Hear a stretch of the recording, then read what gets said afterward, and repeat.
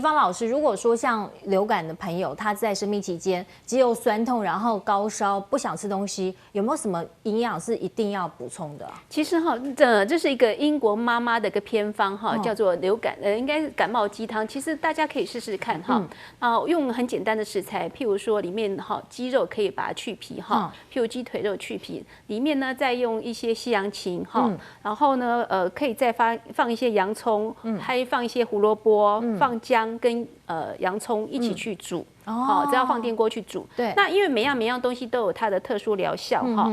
那譬如说鸡肉的话呢，它里面有个氨基酸叫做半胱氨酸，它本身呢能够帮助我们支气管扩张，所以能够帮助我们排痰，有排痰的效果。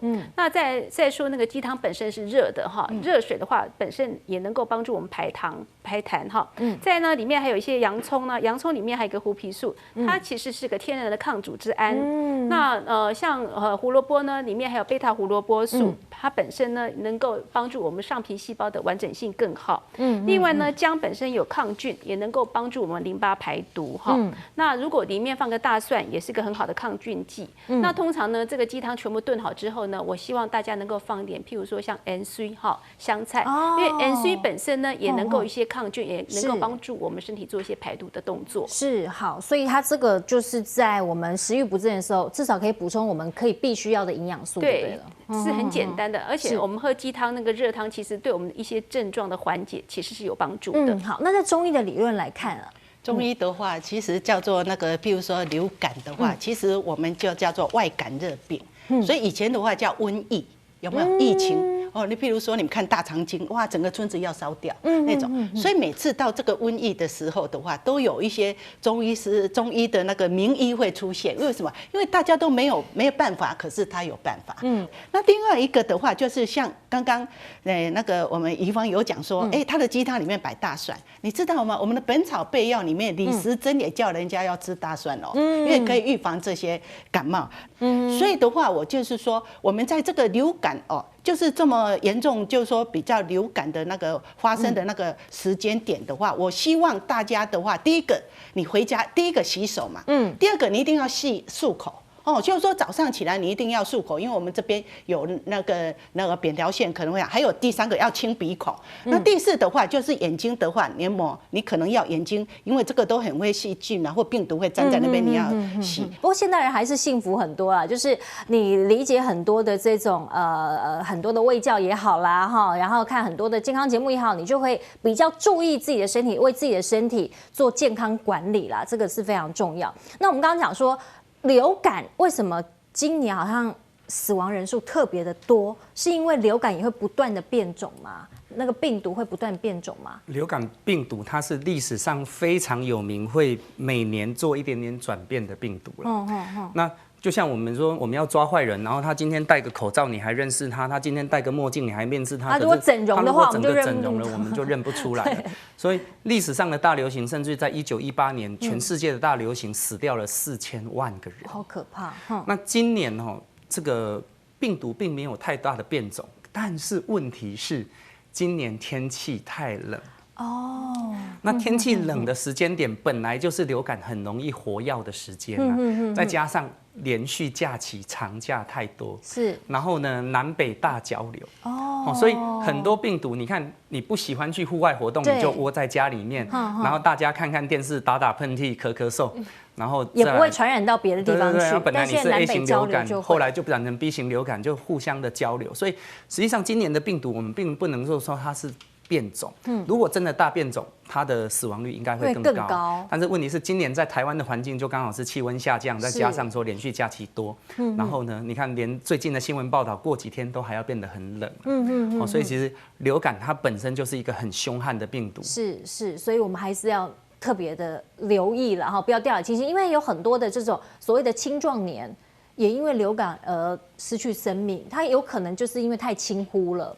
没有错。对。那如果说排除流感不看的话，一般的感冒，一般的感冒，我们之前其实有跟观众朋友分享说，一般的感冒跟过敏其实也不一样啦但观众大概已经渐渐可以分辨那个感冒跟过敏。我觉得在这个感冒当中有一种状况是咳嗽是特别难去处理的。我周边好多人就是动不动就我自己也是一样，觉得好像怎么痰都一直咳不出来，为什么？好，那在中医怎么样去治这个咳嗽？哦，这个的话，我每天都看好多，尤其是今年今年的那个流感就是说，流行性感冒这么多的话，其实到最后他们都会来看中医啦，因为中医可能要跟他收个尾巴。那我们中医的话，其实咳嗽不是只有一种药，其实很多种譬如说，我们有一个叫做什么外感的咳嗽，就是外来的病邪，有一个叫风寒袭肺的咳嗽，还有一个风热袭肺的咳嗽，还有一个风燥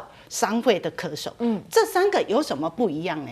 譬如说，我今天的话，譬如说有些男生可能女生爱漂亮，我今天出去我就不想穿外套或者不想围围巾，那就感受到一些风寒进来的。那这个咳嗽的话，就可能咳嗽会很紧，而且有时候的话就会咳得比较激烈一点。可是它伴随的会怎么样？它的痰可能是清晰的它是白的而且不是黄的那种不是黄的，黄的是属于风热型的，它是痰是清晰的，而且的话它可能伴随的说，哇，这个脖子会僵硬，而且会鼻塞。为什么？因为那个经脉收引所以它这个的话就是咳嗽鼻塞很严重，而且的话有些人的话就是说他会怕冷。他会觉得说，我那跟他胃寒干呢，这个就是属于风寒型的咳嗽。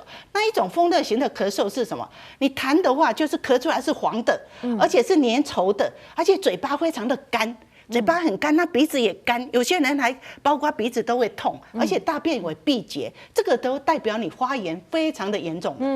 这个发炎非常的严重，那当然有些还是会来看医师，不管看西医看中医，其实都要来看，不然的话就是说，如果再发高烧，那可能又转变为肺炎啦，或者说你感受到那个什么脑炎的病毒，那当然就是脑膜炎这样子。那还有一个就是说风燥伤肺的咳嗽呢，风燥伤肺的咳嗽的是跟他讲，哎呦，那块少，那没有痰，那空咳，对，空咳的。可是咳久的话，有些人会咳久的话，他可能痰里面一点点，可是会带血丝我最近有几个病人就是说，哇，他怎么感冒咳血了，咳血了，他吓死了，咳血了就赶快来看，没有咳血他还是在家里面就这样。可是如果说你上班族，你一天到晚熬夜，或者说你晚睡。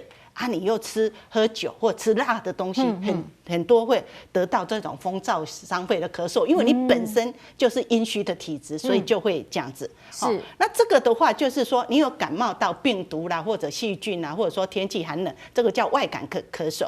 那一种内伤的咳嗽，其实有很多，有些人我曾经看过咳9个月的来看你那这种内伤的咳嗽的话，就是痰湿运会的咳嗽。那痰湿运会的咳嗽是怎么样呢？一大早起来，哇，痰很多一定要清，而且那个痰的话就黏腻的。那这种痰湿运会的咳嗽，就是说他一进来爸爸，他会觉得胸闷，那感觉这个地方有痰，可是又有点咳不出来。可是他又没有感冒。对，他没有感冒。这个的话就是说，可能他本身就是一种痰湿的体质，所以他的气不足，没办法把那个我们吃下来的水分代谢掉，所以变成痰在那边。那还有一个肺阴的咳嗽跟肺气虚的咳嗽，那这个怎么分呢？很多人说我是气虚还阴虚，他搞不清楚。譬如说你去唱卡拉 OK， 你本来大声变小声，那个就是气虚了。那你唱到最后会憋气，有没有？声音哑掉了，那个叫做阴虚的。那这种这个肺阴虚的咳嗽的话，就是说它痰也是少的，是。可是它的痰里面，而且它会五心烦热。五心烦热是什么？它感觉嘴巴非常的干，眼睛也干，痰是黏黏的，少少的。五心烦热，整个手心是烫的。这个的话就肺阴虚的咳嗽。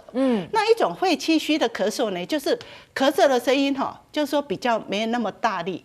而且的话，就是说它还是有痰，可是它走路会喘，那这个肺气虚的咳嗽的话，很多人说，哇，感冒他喝很多水，他没办法化掉为什么？因为他气虚了，气虚了，所以他就会变成有痰生在里面。这个的话，就是说，譬如说你内伤的咳嗽还是外感的咳嗽，你一定要把它治好，而且要辩证的出来啊，对不对？我们自己也没办法听咳辨声，对呀，听声辨咳，对呀。有些人有些听不懂，有些人知道。像我有很多那个小孩子那个病人他不会讲，他妈妈我都是要咳给我听听看，就是说哦，他会咳，哇，里面有的痰很多啦，就是痰湿运会的咳嗽啦。那有些没有，那嘴唇又红红的啦。所以它像这种咳都是变成慢性咳嗽，对，慢性咳嗽，就是一定要可能咳了一段时间，1个月以上了，然后都完全没有好的。对，所以这个的话，其实中医有很多药可以吃啦。哦，譬如说，我们知道说保肺的东西有什么？我看观众可能知道，像百合，对不对？百合、杏仁嘛，对不对？白色的食物，对，白色的食物，白木啊，这些东西都可以润肺的东西。平常的话，你就可能要保养啦，对，要保养保健是好。那在中医就是用辨证的方式，可以用这个不同的体质来去辨识你的咳嗽到底是哪一种。那如果在现代医学西医的部分，止咳化痰通常要怎么样去处理呢？我想在解释这个之前，我可以先安慰大家一下哈。假如你今年得到流感，你现在还在咳嗽，或许请你不用太担心了哈，因为任何疾病都有它所谓的病程。那流感它这个疾病哈，它在这个原文的文献里面就特别提到说，流感之后退烧之后，你的咳嗽，你后续的缓解时间是用